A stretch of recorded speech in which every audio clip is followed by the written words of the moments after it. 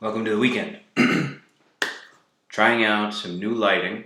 I don't know if you guys have ever lived through a Chicago or Illinois winter. Sunlight is gets a little more scarce during that winter season. So it's a little earlier in the morning, so I have to figure out kind of what the best lighting is. But these things are situated so inconveniently, almost as if they were designed for my frustration. You know what? It's fine. I'm not going to get mad. Okay, so before we get started, we were talking about tensegrity the other day, and I was doing it like this. But in reality, when you have a tensegrity structure, it works like a compressive system. So here you see, it looked kind of like that Chinese yo-yo concept, right? But I don't know if you guys saw, my squat or my like quarter squat video. I once put a 475 on the bar and took it off. It's on TikTok, Texas Movement. I have two TikToks. One is for Texas Movement in general, which is just Texas Movement, and then a secondary one more for Hero, but it involves performance and all that other stuff. So when I do things that are purely like athletic with Hero sponsored attire, I put that on the Hero page. But then things that could include, Hero is basically Hero and performance together. But Texas Movement will have more of the media components, so things that might be more culturally entertaining, or that's where I start to talk about the distribution platform that I think we can scale. In distribution, by the way, look, the music industry is dying. We all know that. But we're all still going to be independent creators, and none of us is getting our appropriate view count or subscriber count. The algorithm is skewed, and so those things need to be audited. So we're working on getting an audit mechanism built directly into that distribution model. Okay, that's what's probably going to give it the value that we're looking for. I don't mind partners in that. No Jews, please. No Jews whatsoever. I don't care how nice they are. I don't care. I'm going to discriminate. Okay? You see how they like to discriminate against me when I just tell the truth? No. We're done with that. Not doing it. No Jews. Period. End of story. No discussion. Okay? So when you talk about the distribution platform, the reparations model that I have, all of these are subdomains of TexasMovement.com. The first drafts are already built out. Media, distribution, reparations, what's the other ones? Hero is the apparel. Performance is just all the training stuff. That's going to be digital, including the digital courses. We talked about Elite Secrets, and then, that's fine for now. Okay, so tensegrity, when you go to engineering school, you have to take courses in strength of materials, mechanics of materials, all that stuff, construction something or other, I don't care. Anyway, in the lab, what they do is they do compression tests. Okay, so basically, remember when you have Play-Doh as a kid and it comes in that little container, and the first time you take Play-Doh out of the container, it's that nice, perfectly made cylinder, and then what's the first thing you want to do? You want to smash it, right? That's basically what a compression test is. So they take this thing and they put it under two big steel or metal things, and they go, and they basically wait for it to deform and then eventually fail or crack, and they measure that to show how strong the material is. Okay? So when I put 475 on the bar, obviously I was a little scared. But because I was trusting not my quad strength, but how the arch system of each foot correctly distributed the weight of my torso and abdomen and center of mass, and I balanced that center of mass equidistant, like on top of my double arch system, and that became the support system for lifting the bar off of the rack. Okay, and that's how I was able to do that successfully. Now, I was able to go down probably almost a foot, and that's pushing it. I'm embellishing a little bit, but the video's there. It was heavy. The lower that you get in a squat, the more the torso tilts this way. Okay, so if you're dropping down this way and you're facing that way, the torso has to tilt because the knees go forward and the hips go back because the feet can't move, right? So the knees have to get out of the way and the hips have to get out of the way. So what does the torso have to do? The torso has to tilt. And then the center of mass, if you're not optimally set up in your... Basically, if your legs and your torso are smashed together, the body's going to use the lumbar spine as the center of mass. Okay, that's what happens. So the more the body tilts, the more the load is going to go to the lumbar spine. And the lumbar spine has a finite amount of load that it can take before it starts to deform. Okay, so it's not that the will is not there, and it's not that the hip or leg strength is not there. It's that the internal musculature is so compressed, it does not have no longer has the space to take load properly. Okay, so that has always been my technical flaw in doing the squat exercise well, and I've been working on it, trust me, since I was 18 years old.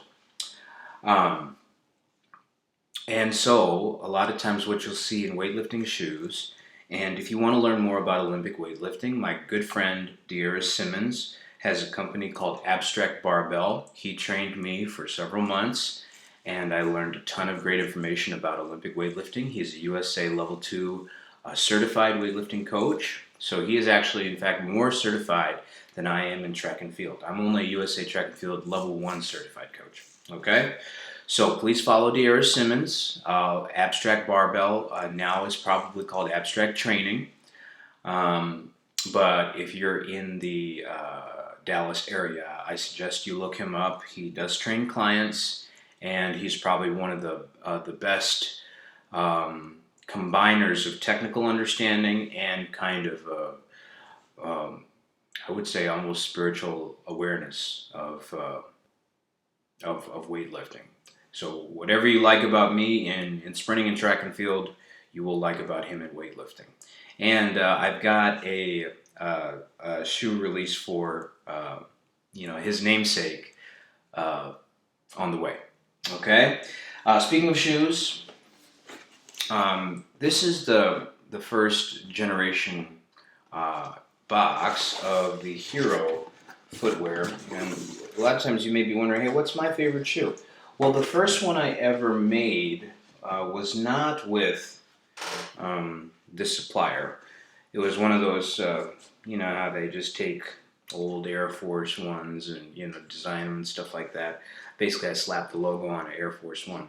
But this one actually let me kind of customize the location of the design. Now, in a perfect world, I would have wanted this to have an all-white sole, okay?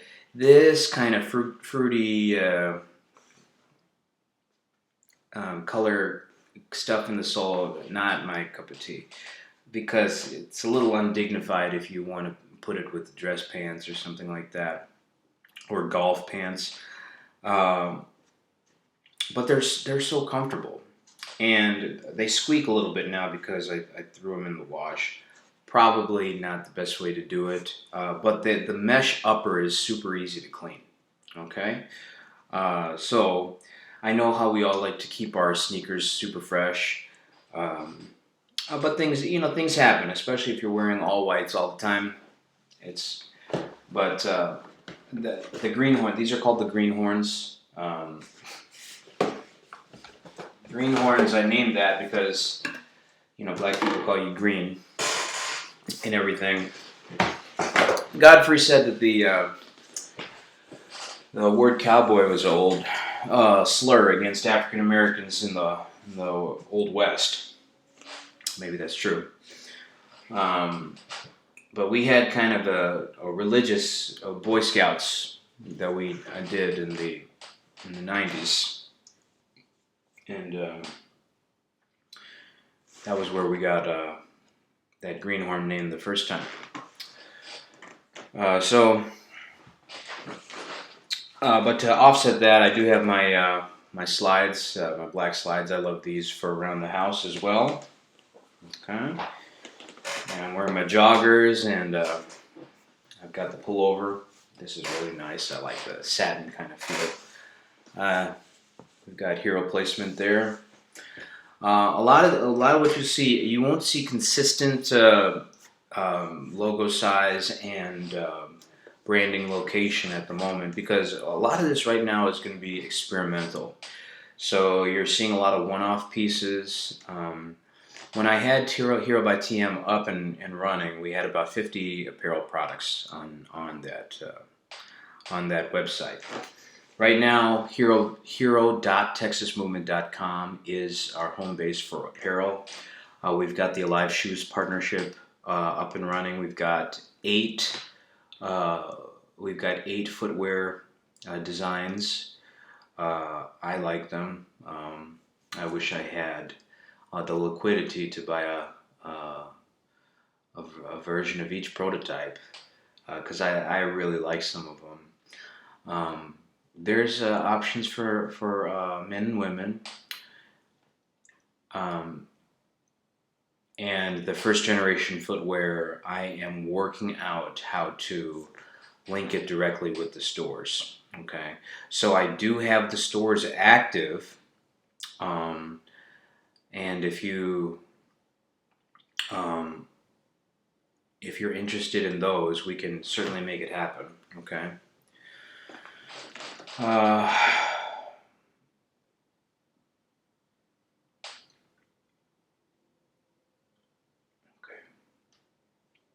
So the apparel, the footwear is available, but it may be a little bit of a multi-step process to get it for the time being.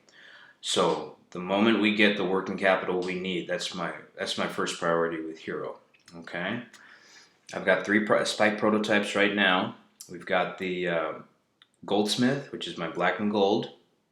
I don't know if you remember that one. Olympus Goldsmith, Olympus Presidential, and Hero Aquinas. Okay, those are our 3 track spike prototypes. They're all spikes primarily designed for 60 to 200 meter runners. If you're a gangster, you could probably wear it in the 400 as well. But usually 400 meter sprinters want a little bit more give in their spike, because it's a more aerobic event. But for the 60, the 100, and the 200, you want something pretty aggressive. So that's the way we built it. We built it to handle power sprinting. Okay. And I like running in them. We made them compatible with Victory insoles. So if you guys want to put those insoles in, you can. Right now, I'm testing both with insole and without, to see how to best apply force. So I'm not only learning a new body because of the tensegrity that keeps evolving. It's taken 20 years, but it's finally time to get that little payoff. And so that's what I'll be focusing on this winter. Will I compete this winter? I'm not sure. I don't know the answer to that question just yet. There's a lot of external obstacles that I'm dealing with at the moment. Nobody cares, but the point is that we are still moving inch by inch in that direction. Okay? So, we've talked about the compressive nature of tensegrity. Okay. Oh, by the way, so Olympic lifting is good. Okay, so go and abstract training with D.R. Simmons. Go and look him up, please. And then Olympic lifting is good because there is a speed and power component to moving weight. Okay, so when I started learning this journey, I followed Louis Simmons and Dave Tate, who were the guys that were at, I believe it's called Elite FTS.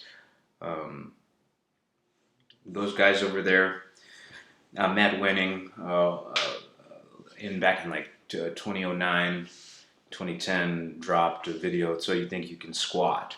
And so that was the first introduction I had into squatting powerlifting.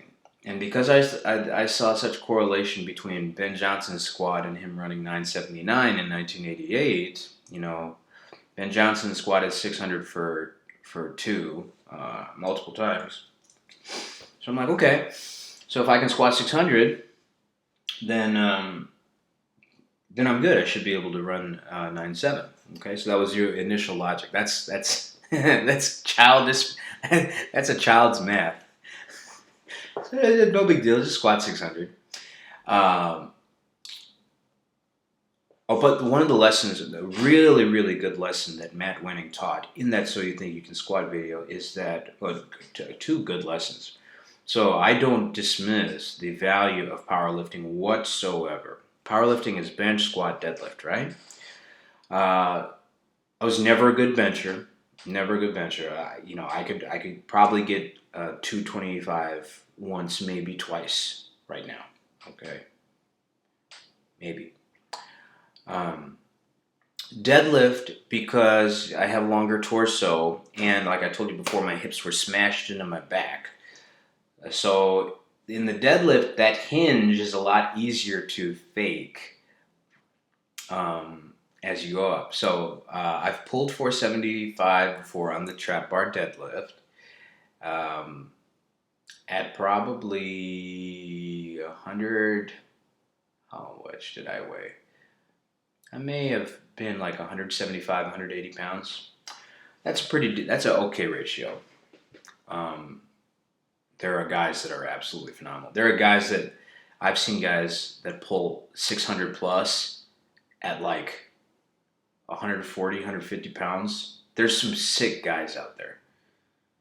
And this is what's so beautiful. It's like, this is why it's dumb to be jealous of other people, because it's like, why can't you just admire their gift and admire their journey? Because they're your teachers. You know what I mean? So, we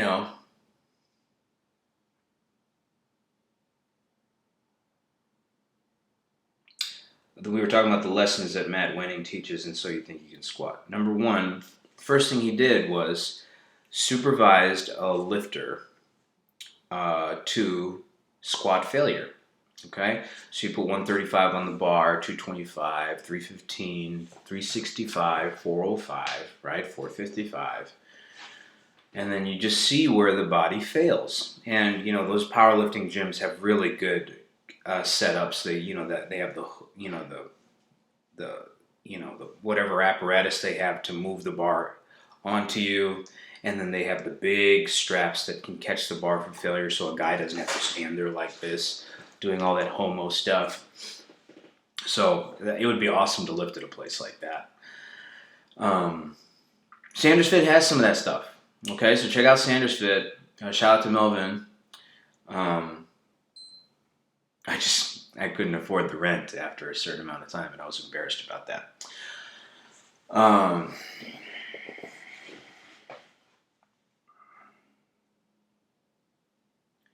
Squat to failure. The similar thing about sprinting and lifting is that your maximum effort will expose the technical flaws that you have. Okay? A chain is only as strong as what? Its weakest link, right? So when you're sprinting at top speed, like doing a fly 30 or a fly 60, when you analyze that, you will see where's the body breaking down. So you'll see, like when I did a lot of my training from 2012 to like 2021, it was a lot of max effort 30s and 60s. Okay, so sometimes I'd work on acceleration, sometimes I'd work on transition, sometimes I'd work on like a fly 30 from 30 to 60, and sometimes it would be an all-out 60 just to see how I put it together.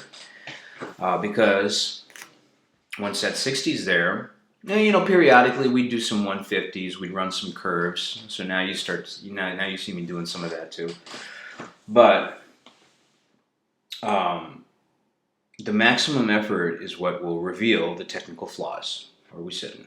Okay, we got a all ass. Okay, so you squat, and where does your body break down? Does the lumbar spine anterior tilt a little bit? Do you collapse in the upper body? Okay, what does that tell you? You don't have the thoracic extension you need. You know what I mean? Is there like some type of cervical breakdown? Probably not. Do the knees flare out? What's happening to the feet? You know what I'm saying? So like, is there anything in the groin catching?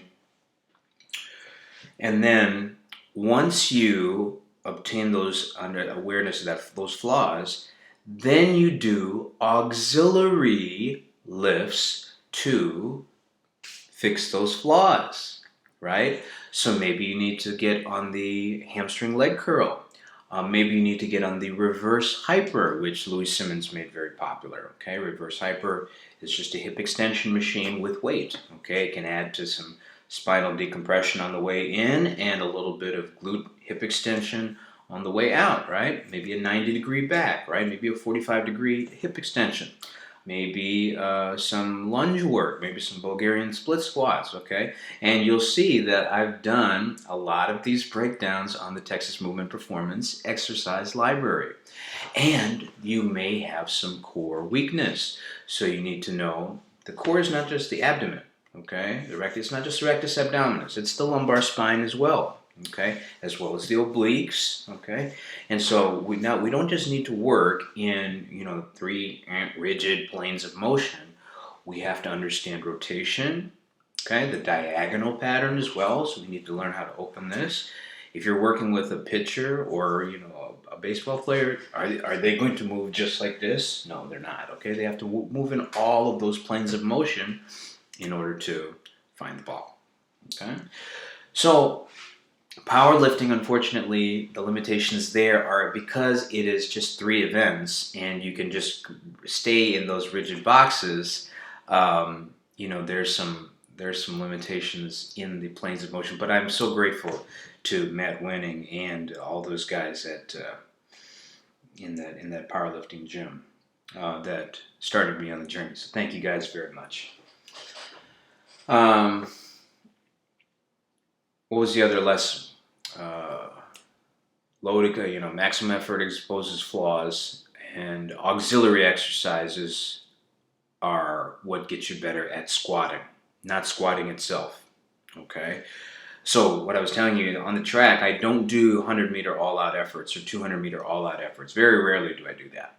Okay? If anything, I'll do like a 250, because that's going to, mentally, it tells you that, if you can do a 250 and complete it, a 200 will be a piece of cake. Okay, same thing with a 150. Okay, if you can do a 150, by the time you get to a 100, you're already moving. You're already feeling like, okay, you know what I mean. So auxiliary exercises are what help you with your primary event. Okay, so those are lessons I learned from the powerlifting guys. Again, thank you so much. But Texas Movement needs to be a little bit more holistic and thorough. So I needed to evolve that a little bit. So that was the mentality I took when I started in 2015. I had the privilege of working with not just runners, but baseball players. Helped a kid go from D3 to D1. basketball players, high school basketball players, helping them with the sequencing of the shot pattern. Of course, I'm no lethal shooter or anything like that. I'm like absolutely the opposite of lethal shooter. I'm like, what's the opposite of lethal?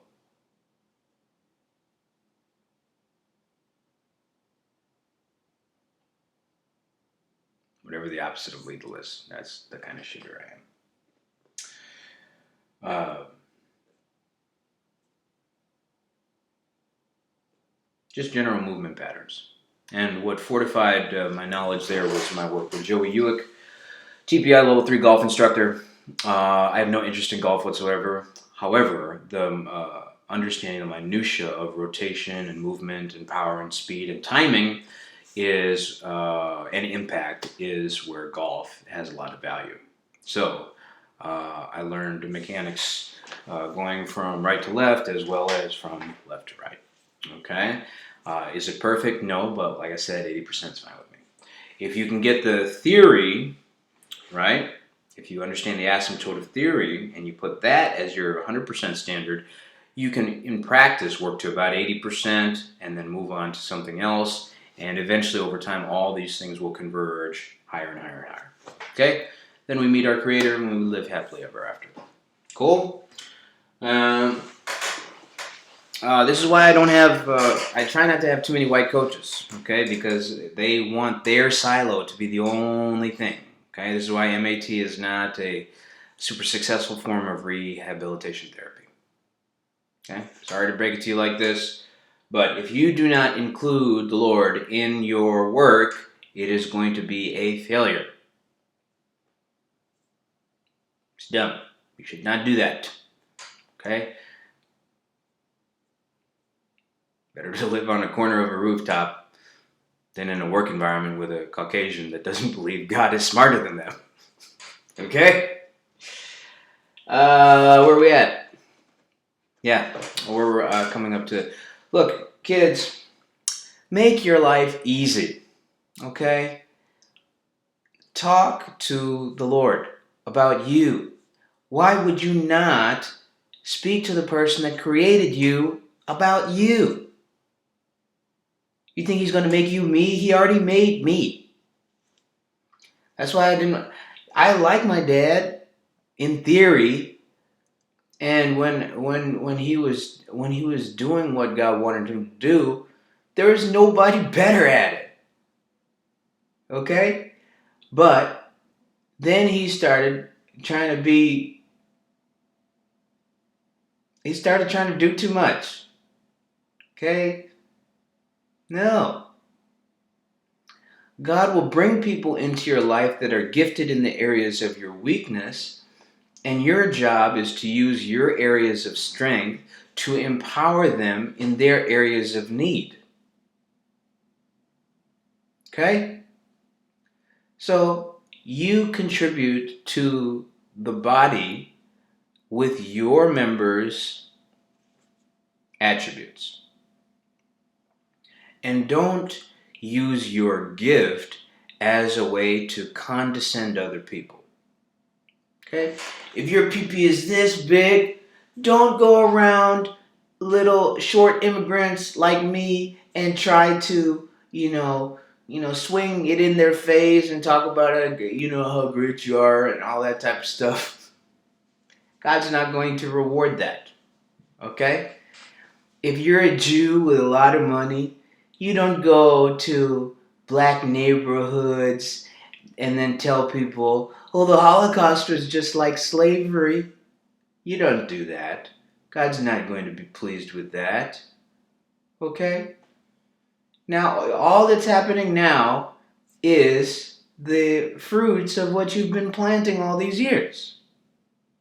Okay? And it's only going to get worse now because you're not going to change your behavior. And like you said, interest compounds, right? Remember The Big Short? Do you remember that? Okay, remember everybody passing the mortgage-backed securities and the CDOs and all those things from place to place to place, like musical chairs and Morgan Stanley and the black lady with the breast pumps. You remember? Okay, so if we survive this, go play over there.